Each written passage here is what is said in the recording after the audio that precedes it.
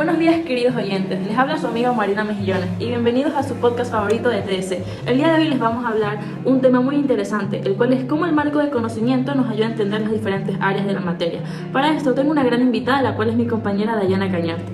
Buenos días, oyentes, y gracias por la invitación. Para comenzar, debemos saber qué son las áreas y el marco de conocimiento. Exacto. Por un lado tenemos las áreas de conocimiento. Estas son estructuras en las cuales se organiza gran parte del conocimiento humano. En estas áreas existe con frecuencia métodos socialmente establecidos para producir conocimiento, así como normas que determinan lo que se considera un hecho o una buena explicación.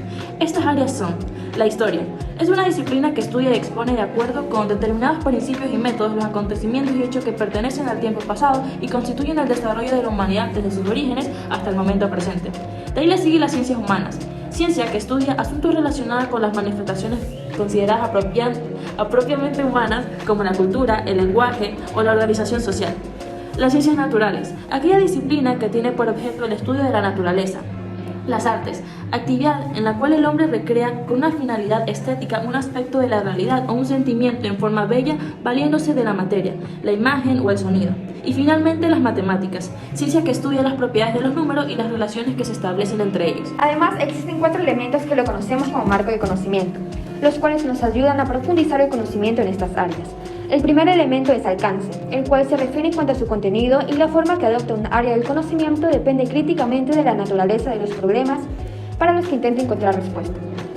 El segundo es perspectiva, el cual es la manera de representar uno o varios objetos en una superficie plana, que da idea de la posición, volumen y situación que ocupan en el espacio con respecto al ojo del observador. Tercero, métodos y herramientas. Esto incluye la creación de marcos conceptuales, el establecimiento de tradiciones y prácticas y las metodologías. También implica considerar las herramientas cognitivas y materiales en la búsqueda del conocimiento. El cuarto es ética, esa disciplina filosófica que estudia el bien y el mal y sus relaciones con la moral y el comportamiento humano. El propósito del marco de conocimiento es propiciar las comparaciones entre dichas áreas. Los 4 elementos mencionados anteriormente ofrecen un vocabulario útil para establecer comparaciones eficaces. Después de haber conocido los conceptos básicos de las áreas de conocimientos y el marco del conocimiento, ahora sí vamos a centrarnos en el tema principal del podcast, el cual es la siguiente pregunta. ¿En qué medida el marco de conocimiento me ayuda a explorar las áreas de conocimiento de TS? Para poder contestar a la pregunta, hemos decidido explicar cómo cada elemento del marco de conocimiento nos ayuda a comprender las 5 áreas. Para esto vamos a comenzar con historia. Alcance. La historia, al pertenecer en el ámbito de lo social, tiende a la explicación para entender el cambio de la sociedad previa y dar sentido a la existencia de la sociedad en la que vivimos, puesto que expone el desarrollo de los hechos desde los inicios, siendo el pasado de la humanidad. A su vez, justifica nuestro presente, es decir, que el historiador se encarga de validar los descubrimientos con pruebas que satisfacen las líneas de tiempo para incluir el evento histórico. Y esto se realiza a partir de la hipótesis en base de la certeza, que la seguridad de un futuro consciente, abarcando a todos los países del mundo, sus épocas, habitantes, culturas e ideologías, los cuales fueron causantes de riquezas y problemas que pueden o no tener continuidad. Un ejemplo de esto se da cuando se consideran todas las clases de eventos de un gran impacto como la Primera Guerra Mundial y la Segunda Guerra Mundial en Europa, o también el proceso de descolonización de América, y finalmente también tenemos a la Gran Depresión de América. En perspectiva, la historia implica la necesidad que exista una cierta distancia temporal entre el historiador y el acontecimiento histórico, de tal manera que éste pueda recopilar todos los datos necesarios, no solo para narrar los hechos con coherencia, sino sobre todo para poder hacer uso de la interpretación, traduciendo la historia según sus saberes y concebirla desde su modo histórico, o sea, desde su origen, que es la causa, hasta su final, que son las consecuencias. Un ejemplo de este se da durante mucho tiempo. Se consideró que la historia solo se refería al periodo posterior de la aparición de la escritura. Sin embargo, existen otras perspectivas de historiadores igualmente calificados que expresan que la idea más extendida, que es la prehistoria, también se considera historia, aunque no hayan fuentes escritas. Por otro lado, tenemos los métodos y herramientas. Aquí, los historiadores buscan referencias que les permitan elaborar una síntesis de los acontecimientos del pasado a través de las fuentes históricas. Existen las fuentes primarias que son contemporáneas a lo que se estudia, como lo son los testimonios originales, y las secundarias que son reelaboraciones. Tanto las dos fuentes tienen que existir a mano de la objetividad, con el fin de la inexistencia de la distorsión de los datos y documentos disponibles de estudio. Asimismo, existen las fuentes materiales, que son todos los objetos que puedan ser utilizados por el hombre. Son especialmente importantes en la prehistoria como las armas, los vehículos y los restos arqueológicos. Para el ejemplo, tenemos la entrevista de Ana María Agosti, sobreviviente del Holocausto, en la cual expresa la masacre que vivía día a día en el campo de concentración, exponiendo una dura verdad de la Segunda Guerra Mundial. fuente primaria considerada una de las más fuertes. Ética. Aquí, en definitiva, es un hecho histórico y, por tanto, la ciencia de esta no puede concebirse como algo dado de una vez y para siempre, sino que se tiene que considerarse como un aspecto de voluntad humana, que cambia con el tiempo y surge en un momento determinado del discurrir histórico que evoluciona y se desarrolla en base a los valores, en los cuales abarcan las acciones, cualidades y pensamientos que caracterizan a la población que se estudia. También participa su cultura de esta, ya que la ética nace de las costumbres, tradiciones, herramientas, visión del mundo y conocimiento. Teniendo esto en cuenta, se puede discernir si la aportación de los conocimientos para la historia son positivos o negativos. Un ejemplo de esto se da en la Edad Media, en la cual se fundó la Inquisición española, con el fin de mantener el catolicismo más puro. De esta manera se castigó hasta la muerte a todas las personas que realizaron herejías. En estos tiempos estaba bien visto estas acciones, porque al seguir otras religiones era algo maligno que atentaba contra la vida. Sin embargo, hoy en día se sabe que todos tenemos el derecho de seguir cualquier religión y debemos respetados a cualquier circunstancia. Continuando con la siguiente área es ciencias naturales. Primero, alcance. El alcance de la ciencia es el de encontrar certeza en cada posible rama del conocimiento. No hay tema de investigación que esté fuera del campo legítimo de la ciencia. Para esto se debe tener conciencia de los saberes del campo y situar qué es verdadero para realizar nuestra investigación. Recordar que para entender el funcionamiento del universo y el mundo que nos rodea es necesario realizar una ardua explicación entre las 5 ramas principales: física, química, astronomía, geología y biología, con el fin de comprender claramente la naturaleza. Un ejemplo de esto es el tema del cambio climático, si bien a primera vista es algo genuinamente geológico. Podemos abordar que químicos aceleran y retrasan este acontecimiento, con sus repercusiones en la salud, profundizando en el ámbito de la biología. Siendo con perspectiva, al momento de realizar una investigación científica, tanto en internet como en libros, podemos encontrar diferentes puntos de vista de expertos igualmente calificados, en el cual, según el poder de cada científico, la validación de su idea es posible. Esto quiere decir que, según la capacidad que tenga de influir sobre los demás, su ideología tendrá una gran aceptación por la comunidad. Mas, sin embargo, cada una de estas perspectivas tiene que desarrollarse con pruebas, abarcando toda clase de evidencias para sustentar las teorías. Como ejemplo, tenemos que, a pesar de los resultados de las estadísticas alrededor del mundo, sigue habiendo diferentes científicos que creen que la vacuna Johnson es mejor que la Pfizer para combatir el COVID-19. En métodos y herramientas tenemos: el método científico es el único sistema oficial que existe para encontrar una respuesta de cualquier tipo. Se construye una hipótesis la cual tiene que ser coherente y responsable antes de realizar el experimento, sabiendo las consecuencias y peligros de este con la obligación de responder por las mismas. También buscamos información con un grado alto de justificación para sustentar de manera previa la tesis. Seguido a esto realizamos el experimento con pruebas, con la finalidad de trabajar a mano de las evidencias y demostrar la falsedad o verdad de la hipótesis. Como último punto analizamos los resultados y sacamos conclusiones con objetividad acorde únicamente a lo observado. Como ejemplo tenemos, continuando con el tema de las vacunas, cada empresa tuvo que haber usado este método para medir su grado de efectividad, así como antes realizar reparaciones para evitar daños colaterales en los pacientes y finalmente su terminación. Como último tenemos ética. Aunque existen infracciones de la ética científica, como ocurren en la sociedad en general, se las trata rápidamente cuando se las identifica. Además, nos ayudan a entender la importancia de la conducta ética en nuestras prácticas profesionales. La adhesión a la ética científica asegura que los datos recopilados durante la investigación son confiables y que las interpretaciones de los científicos para declarar su hipótesis con el experimento correspondiente son razonables y sostienen mérito de la verdad, porque guarda concordancia con la tesis, el experimento y las conclusiones. Un ejemplo de esto es cuando entre arqueólogos se roban los créditos de descubrimientos como posibles mapas, joyas, etc. En este caso se están dejando llevar por la búsqueda de la fama y el reconocimiento. Ok, ahora continuamos con ciencias humanas. Alcance. Las ciencias humanas son aquellas disciplinas que estudian al ser humano y a las manifestaciones que éste realiza en la sociedad. Tomando esto en cuenta, para decidir si una disciplina en particular se debe considerar una ciencia humana, éste debe de dar una justificación de los comportamientos humanos y cómo éste relaciona con el mundo.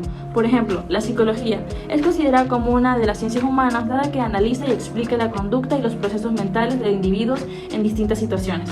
En perspectiva, al realizar una investigación, los investigadores pueden cometer errores y sesgos, inclusive los especialistas. Una solución para evitar estos problemas es de realizar una investigación objetiva, es decir, de manera imparcial, dado que para la obtención de resultados con un alto nivel de certeza se necesita que los investigadores escriban de manera objetiva y que no se basen en experiencias personales, sino buscando fuentes oficiales para justificar los argumentos expuestos en el trabajo. Por ejemplo, al realizar una encuesta sobre el estrés causado por el estudio de un colegio en particular, no se debe seleccionar sobre un grupo de estudiantes específicos, como podrían ser los de promedio alto, porque influiría en la objetividad de los resultados.